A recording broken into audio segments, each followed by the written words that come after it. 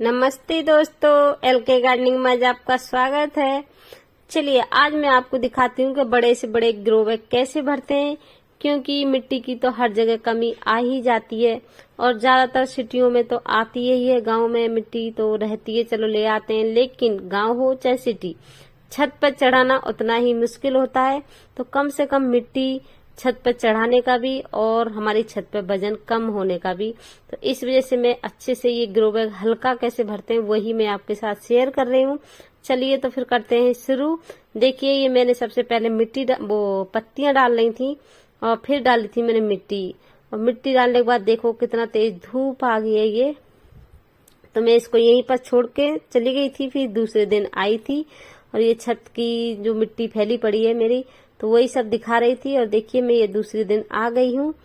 तो मैं दूसरे दिन आके इसमें पहले मैं जो मिट्टी डाली थी, मिट्टी के ऊपर फिर मैंने डाला था इसमें किचन वेस्ट, जो खाद बनाती हूँ मैं। 1 साल से मैं खाद भी अपने ही घर का बना रही हूँ।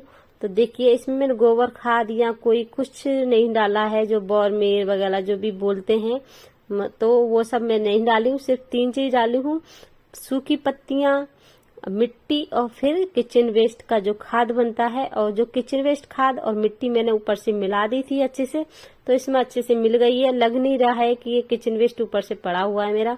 तो इसमें फिर मैंने बीज लगाई थी और ये सेट कर रही थी। देखिए कितने अच्छे से मैंने ईंट पे सेट कर दिया और उधर छेदों में भी दीवार में लगा दिया ये।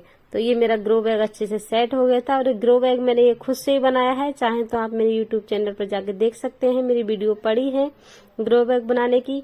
और मैं ये सब भर के फिर चली गई मैं पानी डाल के अच्छे से।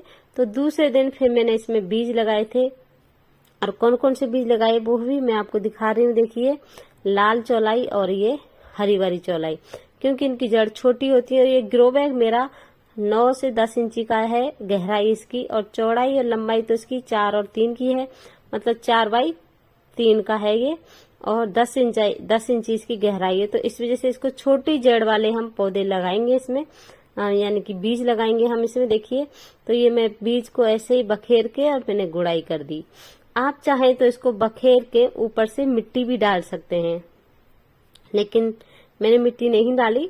मैंने तो जो मिट्टी डाली थी उसी समय मिलाई थी वही रहने दी, क्योंकि तब तक हमारा ये बीज उपजेगा, निकलेगा, पौधा बनेगा, तब तक हमारा वो नीचे की पत्तियां खाद में कन्वर्ट हो जाएंगी।